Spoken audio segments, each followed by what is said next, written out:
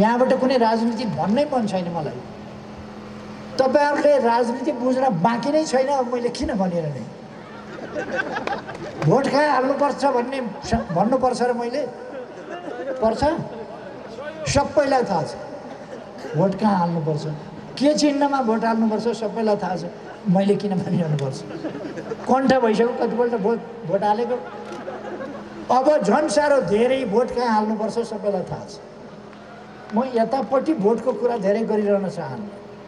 म के भन्न चाहन्छु भने देशको विकास हुनुपर्दछ, विकासको अभियान चलाउनु पर्दछ र हाम्रो देशलाई दुनियाँको अहिले पनि गरिब देश भनेर नेपाल चिनिन्छ। नेपाल गरिब भनेर चिन्ने होइन, समृद्ध भनेर चिनिनुपर्छ। यहाँका बासिन्दा खाना लाउनको समस्याबाट, बस्ने आवासको समस्याबाट मुक्त भएका छन्। त्यसै कारण हामीले फुसका छानालाई टिनका छाना बनाउने अभियान सञ्चालन गर्यौँ। नेपाली बालबालिकाहरूलाई समयमै निःशुल्क पुस्तक पाठ्य सामग्रीहरू उपलब्ध गराउने त्यो व्यवस्था गर्यौँ। उस्तै ठाउँहरूमा आवश्यक परेका ठाउँहरूमा खाजा भत्ता समेतको व्यवस्था गर्यौँ। अस्पतालहरूको व्यवस्था गर्यौँ। एकैपल्ट हामीले 396वटा, एकै दिन हामीले 396वटा अस्पताल शिलान्यास गर्यौँ जो अहिले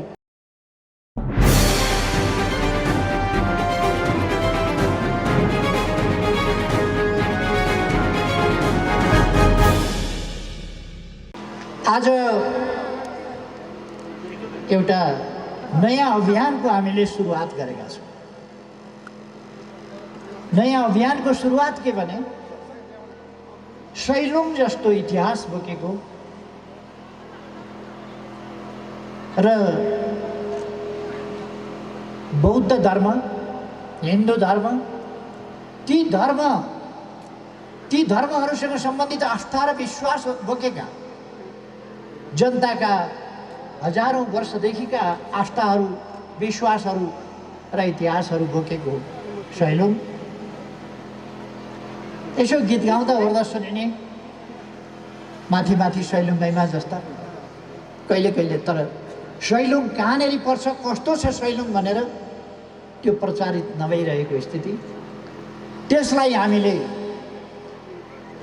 देश दुनियाँमा आजबाट सैलुङ देश दुनियाँमा प्रचारित भएको छ, जानकारीमा आएको छ।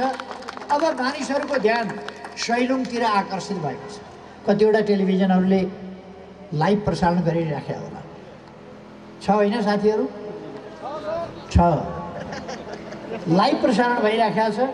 र आज यसरी सैलुङबाट, सैलुङका कविताहरू, सैलुङबाट फुकिएको जागरणको विगुण, सैलुङबाट फुकिएको अग्रगामी सामाजिक परिवर्तनको, शान्तिपूर्ण अभियानको यो विगुण देशका कुना कुनामा मात्रै होइन विश्वभरि यो प्रसारित भएको छ।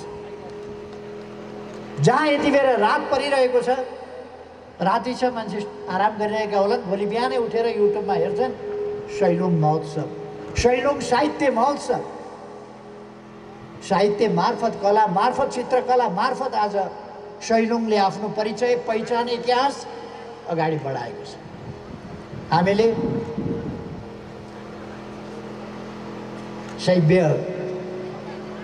सभ्यताको, शैव दर्शनको, शैव सभ्यताको प्रतीक स्वरूप हामीले शिव लिङ्गको शिलान्यास उद्घाटन गरेका छौँ यहाँ। र यसलाई उपयुक्त स्थानमा साथीहरूले राख्नुहुनेछ। यो सैलुङ डाँडामाथि थप संरचनाहरू निर्माण गर्नु उचित हुँदैन। यहाँका स्थानीय बासिन्दाहरूले, यहाँका स्थानीय जनप्रतिनिधि संस्थाहरूले र जनप्रतिनिधिहरूले जुन अठोट गर्नुभएको छ, निर्णय गर्नुभएको छ, यस डाँडामाथि चाहिँ, सैलुङ डाँडामाथि अब थप कुनै पनि भौतिक संरचनाको निर्माण नगर्ने, वरिपरि आसपासमा मात्रै निर्माण गर्ने। यो कुरा तपाईहरुले राम्रो निर्णय गर्नुभएको छ। सैलुङलाई यथावत जोगाएर राख्नुपर्छ। यसको ऐतिहासिकता, यहाँनिर छाप्रा हालेर ऐतिहासिकता हुने होइन, यसलाई जस्ताको तस्तै छोडिदिएर ऐतिहासिकता हुन्छ। यसलाई एउटा पर्यटकीय गन्तव्यको रूपमा, यसलाई एउटा आरोग्य थलोको रूपमा, जस्तो जगमान गुरुङज्यूले भर्खरै राख्नुभयो, एउटा आरोग्य थलोको रूपमा, स्वास्थ्य लाभको थलोको रूपमा, एउटा ध्यान केन्द्रको रूपमा यो ठाउँ हुन सक्छ। तर बासको रूपमा, आवासको रूपमा यस ठाउँलाई विकास गर्नु हुँदैन, आसपासमा गर्नुपर्दछ र कोही आएर ध्यान गर्न सक्दछ। यस प्रकारले विकास गर्नुपर्दछ। त्यसै गरेर हामीले अर्को देवीको शालिग पनि अनावरण गरेका छौँ र यी कुराहरूले हाम्रो ऐतिहासिकतालाई झल्काएको छ। हाम्रो इतिहासप्रति, हाम्रो सभ्यताप्रति हामीले गर्व गरेका छौँ। हामीले काँचो भौतिकवादका मात्रै कुरा गरेका छैनौँ। काँचो भौतिकवादले कहिले कहिले अनौठा अनौठा कुरा गर्छ, त्यो होइन। भौतिकवाद उडनठेउलो कुरा होइन, संस्कृतिभन्दा विपरीतको जड मात्रै कुरा होइन। भौतिकवाद र सामाजिक भौतिकवाद, ऐतिहासिक भौतिकवाद, यसले समाजलाई बुझ्ने, समाज उत्पत्तिदेखि समाज बुझ्नु पर्यो, हाम्रो सभ्यता बुझ्नु पर्यो। हाम्रो सभ्यताको इतिहास हामीले हेऱ्यौँ भने शैव दर्शनदेखि, सभ्यताको सुरुवातदेखि विश्वमा, दुनियाँमा सभ्यताको सुरु यसै भूमिबाट भएको देखिन्छ। सभ्यताको सुरुवात यसै भूमिबाट भएको थियो।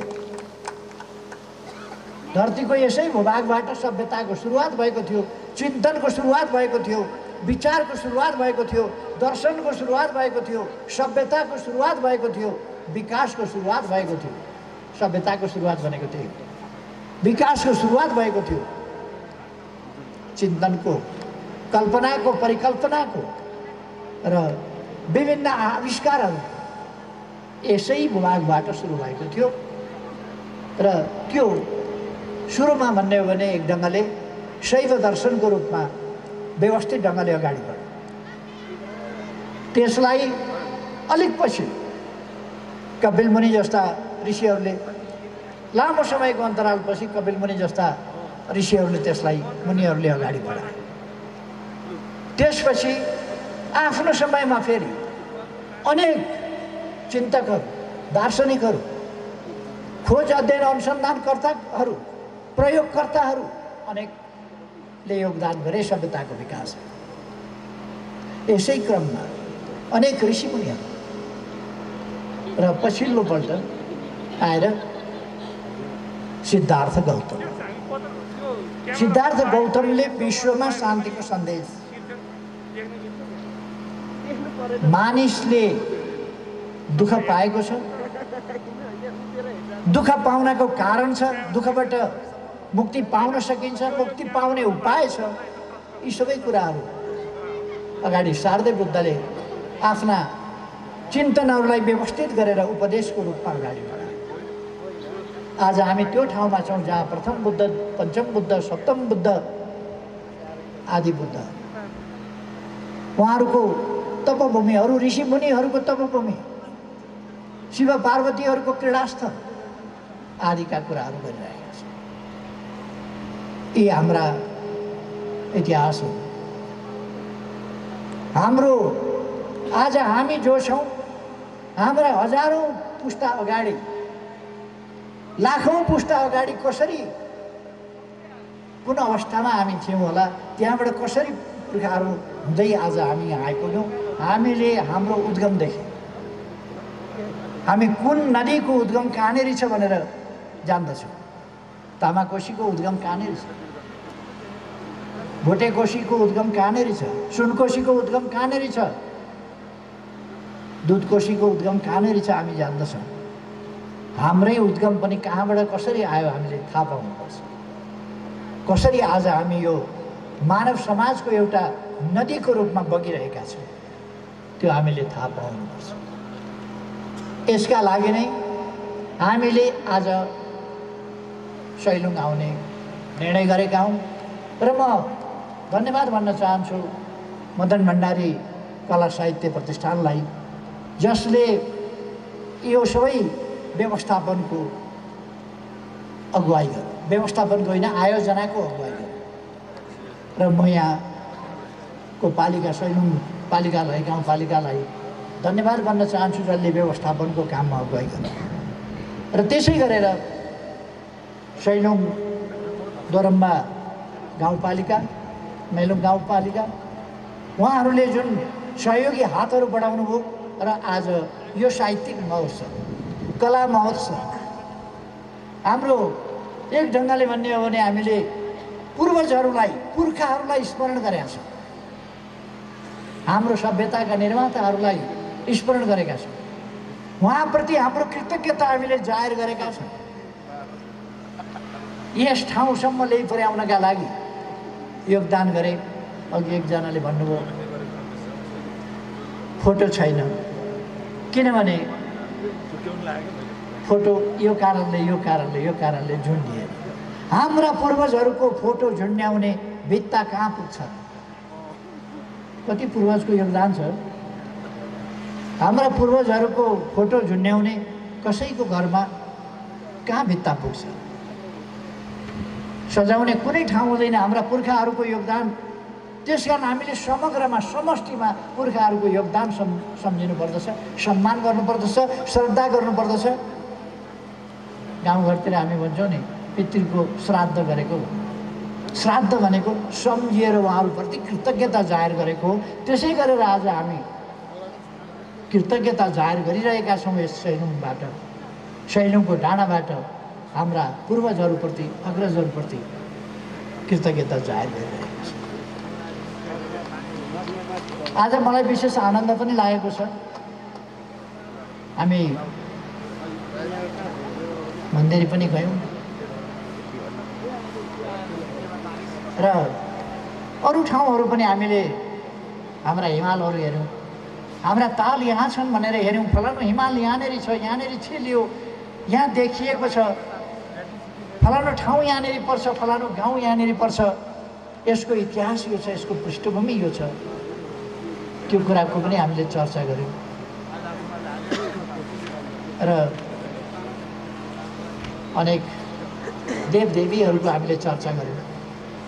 त्यो हाम्रो इतिहास हो। हामीले इतिहासको यो गौरव, सबै देशसँग यस्तो गौरव छैन।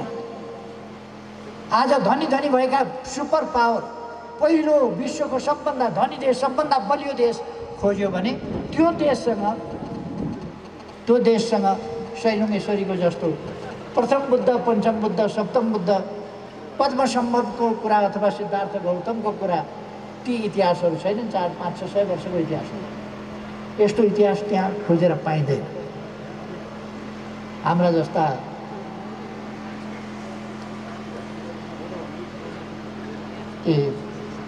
गुम्बाहरू, हाम्रा जस्ता मन्दिरहरू, हाम्रा जस्ता चैत्यहरू त्यहाँ खोजेर पाइँदैन। र त्यसको निर्माणको इतिहास,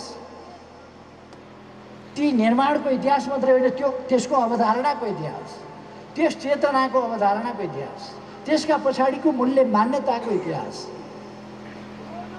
त्यस्ता सम्पन्न देशहरूसँग छैन। इतिहासका, सभ्यताका गरिब छ। हाम्रो देश सभ्यतामा धनी छ, इतिहासमा धनी छ, गौरव गर्न लायकका इतिहास छ। र इतिहासले बनाएको बाटो छ, त्यो बाटो, त्यसलाई हामी एउटा इतिहास भन्ने गर्छौँ, एउटा सभ्यताको बाटो भन्ने गर्छौँ, हाम्रो विकासको बाटो भन्ने गर्छौँ। र आज हामी आइपुगेका छौँ। यहाँ हामी आज आएको, यस ठाउँमा हामी जम्मा भएको पूर्वजहरूप्रति कृतज्ञता जाहेर गर्न हो, हाम्रो इतिहास स्मरण गर्न हो, हाम्रो सभ्यता स्मरण गर्न हो। तर सभ्यताको गुणगान मात्रै गरेर हाम्रो भावी सन्तति पालिँदैन, हामी दुनियाँमा प्रतिस्पर्धा गर्न लायक हुँदैनौँ। त्यसकारण इतिहास सम्झन सँगसँगै, पुर्खाप्रति कृतज्ञ हुन सँगसँगै भावी पिँढीप्रति, भावी पुस्ताप्रति हामी सजग हुनुपर्दछ। त्यसकारण हामीले हाम्रो देशको विकास गर्नुपर्छ, हाम्रो देशमा बाटा बनाउनुपर्छ। उहिले सैलुङमा आउनका लागि साह्रै गाह्रो थियो होला, धेरै दिन लाग्थ्यो काठमाडौँबाट पनि। कहाँबाट आउने हो त्यो संसारको समय लाग्थ्यो। आज अघि बिहान हामी काठमाडौँबाट हिँड्यौँ हेलिकप्टरबाट र मन्दिर पनि पुग्यौँ, पल्ला डाँडामा मन्दिर पुग्यौँ, पल्ला डाँडामा सैलुङ पनि आयौँ, एकछिनमा काठमाडौँ फर्केछौँ। हिजो काठमाडौँबाट आएका साथीहरू कविता पनि लेख्दै, गीत पनि लेख्दै, भाका पनि हाल्दै उहाँहरू अनेक रचनाहरू गर्दै यस ठाउँमा आइपुग्नु भयो र अब बिस्तारै उहाँहरू फर्किनुहुन्छ। अर्थात् अहिलेको जमाना धेरै सजिलो भएको छ, तर सजिलो बनाउने क्रम पुरा भएको छैन। जस्तो जर्मान गुरुङज्यूले भन्नुभयो, पारी मन्दिरमा जाने बाटो केबल कार बन्यो, ठुलो कुरा भयो। केबल कार नभन्दा कसरी चढ्नु होला? त्यहाँ त जवान जवान बाहेक च्याङ्गा र मैच्याङ त चढ्थे होला, बुढाबुढीको त चढ्ने चान्सै छैन। त्यसो भएर केबल कार बन्यो, अलिकति सम्भव हो जान। अब त्यहाँ ढुङ्गा छापेर, मान्यजीहरूले सुनिराख्नु भएको छ होइन, यहाँका जनप्रतिनिधिहरूले सुनिराख्नु भएको छ होइन, यति ढुङ्गा छाप्नका लागि चाहिँ मैले बल लाउनु पर्दैन, यहीँका साथीहरूले सुने पुग्छ भन्ने मलाई लाग्छ। यति ढुङ्गा छाप्नु, केबल कारबाट माथि मन्दिरसम्म जानका लागि ढुङ्गा छापेर राम्रो सिडी बनाउने, बिचमा अलिकति बिचमा आराम गर्नका लागि, वरिपरि हेर्नका लागि, बुढाबुढीले थकाइ लाग्यो हिँड्न सकिनँ भन्न नपरोस्, यसो उतापट्टि हिमाल हेरेर, त्यो हिमाल गौरीशङ्कर छोरोल्पा कहाँनिर पऱ्यो अरे, त्यो डाँडापट्टितिर होइन भनेर भन्न सकियोस्, त्यस्तो चौतारी पनि बनाइदिने, ताकि आराम गर्दै भूगोलको पनि जानकारी लिने, आराम पनि गर्ने त्यो स्थिति बनाउने। त्यसकारण विकासका कामहरूलाई हामीहरूले अगाडि लानुपर्छ। अर्को कुरा, विकास गर्नका लागि मैले सैलुङमा आएर कुनै राजनीतिक भाषण गरिरहनु छैन, गर्दिनँ पनि। यहाँबाट कुनै राजनीति भन्नै मन छैन मलाई। तपाईँहरूले राजनीति बुझ्न बाँकी नै छैन, अब मैले किन भनेर नै भोट कहाँ हाल्नुपर्छ भन्नुपर्छ र मैले पर्छ, सबैलाई थाहा छ भोट कहाँ हाल्नुपर्छ, के चिन्हमा भोट हाल्नुपर्छ सबैलाई थाहा छ। मैले किन भनिरहनुपर्छ? कण्ठ भइसक्यो, कतिपल्ट भोट हालेको। अब झन् साह्रो धेरै भोट कहाँ हाल्नुपर्छ सबैलाई थाहा छ। म यतापट्टि भोटको कुरा धेरै गरिरहन चाहन्न। म के भन्न चाहन्छु भने देशको विकास हुनुपर्दछ, विकासको अभियान चलाउनु पर्दछ र हाम्रो देशलाई दुनियाँको अहिले पनि गरिब देश भनेर नेपाल चिनिन्छ। नेपाल गरिब भनेर चिन्ने होइन, समृद्ध भनेर चिनिनुपर्छ। हामीसँग हिमाल छन्, हामीसँग पहाड छन्, हामीसँग भाबर प्रदेश छ, भाबर भूभाग छ, तराई छ। यो सानो कुरा होइन। हामीसँग हिमतालहरू छन्, हामीसँग छरा झरनाहरू छन्, खोलाहरू छन्, नदी नालाहरू छन्, अनेक ताल तलैयाहरू छन्, खोला खोल्सीहरू छन्। यी सानो कुरा। हाम्रो देश यो दुबो जुन हामी डाँडाभरि दुबो देख्छौँ, यो दुबो, यो झार कसैले लगाएको झार होइन, आफै उम्रिएर कस्तो ढपक्क गलैँचा ओछ्याए जस्तो छ।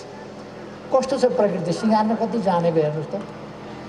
गलैँचा हाम्रो दिदीबहिनीहरूले बनेको गलैँचा, खैरो गलैँचा ओछ्याए जस्तो छैन, हेर्नुहोस् त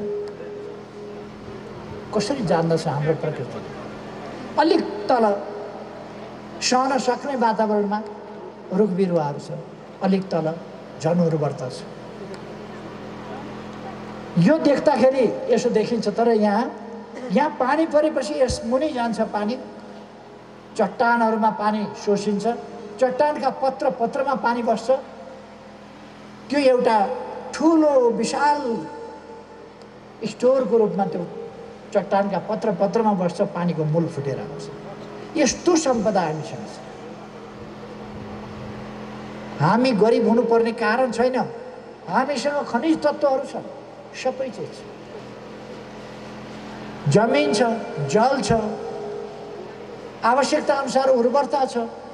हाम्रो जमिन मरुभूमिको मृत जमिन होइन, यो हाम्रो जमिन जीवित जमिन छ। हाम्रो माटो जिउँदो माटो छ, जहाँबाट जीवन पैदा हुन्छ। हाम्रो पानी जीवित पानी छ, जहाँबाट जीवन पैदा हुन्छ। हाम्रो हावा जीवित हावा छ। यो मरुभूमिको तातो 50 डिग्रीभन्दा माथिको सेल्सियसको लु होइन, यहाँको शीतल हावा छ। यस्तो देश गरिब हुन सक्ने देश, गरिब हुन मिल्ने देश होइन। तर यहाँ यो देशलाई सम्पन्न बनाउनु पर्छ भन्ने सङ्कल्प गर्ने र जनतालाई लिड गर्ने मान्छे भएन, जनतालाई बाटो देखाउने र अगाडि बढाउने मान्छे भएन। त्यसकारण यसमा प्राय अहिलेको सरकार जस्तै गरे। अहिलेको सरकार जस्ता सरकार बनेपछि देश हालत के हुन्छ? अहिले अर्थतन्त्र ध्वस्त भइसक्यो।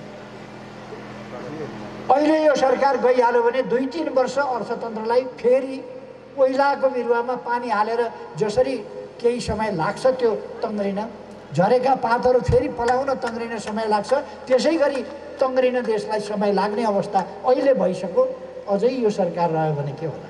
एमालेलाई सरकार चाहिएको होइन, तर एमालेले स्थानीय तहहरूमा जित्नै पर्ने आवश्यकता छ देशका लागि, देश बनाउनका लागि। मैले हेलिकप्टरबाट हेर्दै आएँ, गाउँमा जाने आज बाटा बनेका छन्।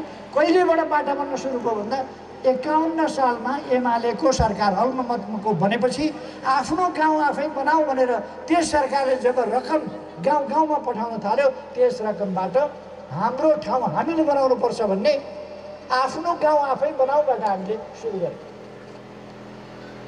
गाउँमा बाटा बने, गाउँमा स्कुल, छाना, अस्पताल, अनेक चिजको सुरुवात भयो, आवागमनको सुरुवात भयो, यातायातको सुरुवात भयो। ठाउँहरू, दुर्गम ठाउँहरू सुगम बने, अशिक्षित ठाउँहरू शिक्षित बने, अविकसित ठाउँहरू विकसित बन्दै आए एमालेको समयदेखि। त्यसपछि नेकपा एमालेले अहिले समृद्ध नेपालको राष्ट्रिय आकांक्षालाई आफ्नो मूल मन्त्र बनाएको छ, आफ्नो गन्तव्य बनाएको छ। हो त्यो प्राप्त गर्न र नेपाली जनतालाई दुखी नेपाली होइन, सुखी नेपाली बनाऊ।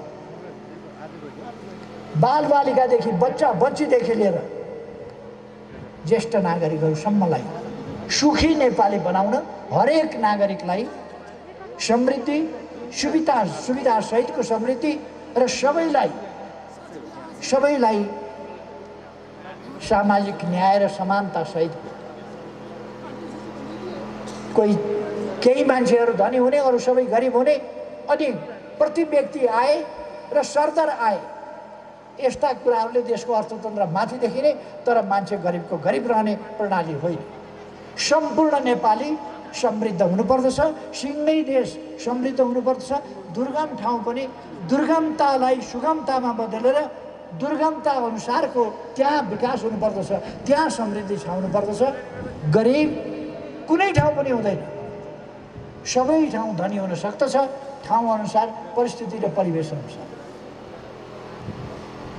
अवश्य हो, अघि हामीले कुनै गाउँमा खाना खायौँ, त्यो गाउँमा पानी चिसो हुनु स्वाभाविक हो। मधेसमा पानी अलिक तातो हुन्छ, त्यो गाउँमा पानी चिसो हुन्छ। हिउँबाट आएको पानी, चट्टानबाट, त्यत्रो उचाइबाट आएको पानी चिसो हुन्छ। विशेषताहरू हुन्छन् आफ्ना ठाउँका, त्यो विशेषता अनुसारको विकास गर्न सकिन्छ र देशको सबै भागलाई विकसित गर्न सकिन्छ ठाउँ अनुसार।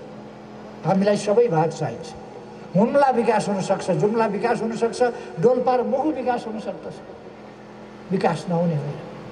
दार्चुला विकास हुनसक्छ, बझाङ विकास हुनसक्छ, बाजुरा विकास हुनसक्छ, जाजरकोट विकास हुनसक्छ, सोलु विकास हुनसक्छ। पासाङ लामो गाउँपालिका आफ्नो ठाउँअनुसार संसारको सबभन्दा अल्गो गाउँपालिका हो, यससँग जोडिएको छ। र यो विकास त्यस ठाउँअनुसारको विकास जहाँ पनि हुनसक्दछ। र हामीले यो सैलुङमा आएर हामी किन भनिरहेका छौँ भने सैलुङबाट देखिने सैलुङ दोरम्बा होस् अथवा सैलुङबाट देखिने सैलुङ पालिका होस् कि सैलुङबाट देखिने यो दोलखा जिल्ला होस् कि अथवा मेलुङ पालिका समेत अथवा रामेछाप होस्, यी जिल्लाहरू सैलुङबाट हेर्दा विकसित देखिनुपर्छ। सैलुङबाट हेर्दा आनन्दको त्यो अनुभूति हुनुपर्दछ। यहाँका बासिन्दा खाना लाउनको समस्याबाट, बस्ने आवासको समस्याबाट मुक्त भएका छन्। त्यसै कारण हामीले फुसका छानालाई टिनका छाना बनाउने अभियान सञ्चालन गर्यौँ। नेपाली बालबालिकाहरूलाई समयमै निःशुल्क पुस्तक पाठ्य सामग्रीहरू उपलब्ध गराउने त्यो व्यवस्था गर्यौँ। उस्तै ठाउँहरूमा आवश्यक परेका ठाउँहरूमा खाजा भत्ता समेतको व्यवस्था गर्यौँ। अस्पतालहरूको व्यवस्था गर्यौँ। एकैपल्ट हामीले 396वटा, एकै दिन हामीले 396वटा अस्पताल शिलान्यास गर्यौँ जो अहिले भइरहेका छन्। एकै दिन हामीले हरेक पालिकाको सदरमुकाम जोड्ने, दुर्गम होस् कि सुगम, हरेक पालिकाको सदरमुकाम जोड्ने बाटो बन्नै पर्छ 2 वर्षभित्र भनेर 210वटा एकपल्ट गऱ्यौँ। र त्यसै दिन कति अरू पनि बाटाहरू शिलान्यास गऱ्यौँ।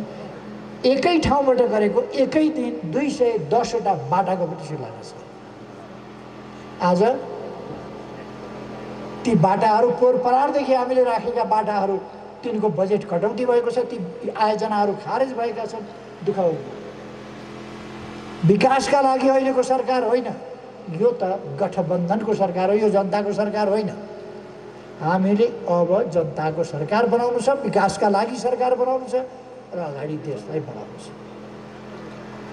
मैले इतिहासको कुरा बताएँ, आजको वर्तमान अवस्थाको कुरा यहाँहरूसँग राखेँ र हाम्रो भविष्य हामीले बनाउने हो, हामीले बनाउनु पर्छ। त्यसकारण यस ठाउँको पर्यटनको विकास, यस देशमा पर्यटनको विकास यसै गरेर गर्ने।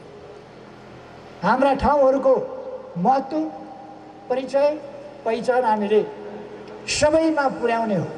अब विदेशीहरू पनि नेपाल आए, सैलुङ आएनन् भने नेपाल के देखे? त्यसकारण विदेशीहरूलाई हामीले भन्नुपर्छ, नेपाल आयौ सैलुङ देखेनौ, के देखेर गयो? त्यसकारण नेपाल आयो भने काठमाडौँ खाल्डो हेरेर हुँदैन, सैलुङ जाऊ, गाडी चढेर जाऊ, अलिकति ट्रेकिङ, अलिकति हाइकिङ, अलिकति बाइकिङ के गर्नुपर्छ गरेर जाऊ। नेपालको अलिकति भूगोल बुझ, इतिहास बुझ। यहाँ भूगोल मात्रै बुझिँदैन, इतिहास पनि बुझिन्छ। यो डाँडो अग्लो मात्रै होइन, यहाँ यसको इतिहास, यसको महत्त्व, यसको पौराणिकता यो पनि अल्गो छ। त्यसकारण यस सैलुङको उचाइ बढाउनका लागि यसको विकास आफ्नै पाराको हुन्छ। यसको विकास काठमाडौँको विकास र यसको विकास मिल्दैन। सैलुङको विकास आफ्नै पाराको हुन्छ, यसको सुरक्षा सहितको विकास हुन्छ। त्यसर्थ अब आज जुन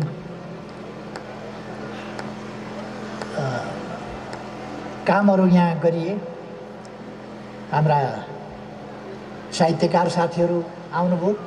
लामो लामो साहित्य प्रस्तुत गर्ने समय पनि हामीले हुँदैन। हामीले यहाँ झाँकीहरू हेऱ्यौँ। झाँकीका निम्ति म झाँकीवाला साथीहरूलाई धन्यवाद भन्न चाहन्छु। अरू साथीहरूले काठमाडौँदेखि, देशका विभिन्न भागदेखि, कसैले इलामदेखि आएर कविता सुनाउनु, कसैले इलामदेखिको सोलिडारिटी प्रदर्शन गर्नुभयो, ऐक्यबद्धता प्रदर्शन गर्नुभयो, कसैले जगमान गुरुङजी पश्चिमबाट आउनुभएको छ, अरू थुप्रै साथीहरू देशका विभिन्न भागबाट आउनुभएको छ। यो ज्यादै खुसीको कुरा हो। एकैचोटि अब राष्ट्रिय स्तरमा सैलुङको तरङ्ग प्रसारित भएको छ। यो खुसीलाई हामीले निरन्तरता दिनुपर्छ। म यहाँ आउँदाखेरि खास गरेर मलाई, हाम्रो टोलीलाई, यहाँका पार्टीहरूले, यहाँका जनप्रतिनिधिहरूले, यहाँका समाजसेवीहरूले, यहाँका कलाकारहरूले र यहाँका सम्पूर्ण दिदीबहिनी दाजुभाइहरूले जुन आत्मीयता, जुन स्नेह, जुन माया ममता देखाउनुभयो, त्यसका लागि म यहाँहरूप्रति धेरै धेरै आभार व्यक्त गर्न चाहन्छु, धेरै धेरै धन्यवाद भन्न चाहन्छु। यहाँहरूले उपहार हामीलाई दिनुभएको छ। उपहार त मैले एउटा उपहार त यहाँ टाउकामा लाएको छु।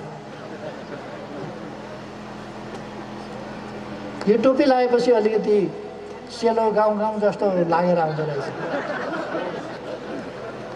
डम्फु बजाउँ जस्तो पनि भएर आउँदो रहेछ। अलिकति नाचौँ सेलोमा जस्तो पनि हुँदो रहेछ। तर अब अहिले समय छैन, अहिले समय छैन। त्यसकारण यो सैलुङमा आएको पहिलोपल्ट हो, अन्तिमपल्ट होइन। तपाईँहरूलाई म बताउन चाहन्छु, यो अन्तिमपल्ट हो। फेरि पनि सैलुङ आइन्छ। फेरि पनि हामी देशका विभिन्न भागमा जान्छौँ।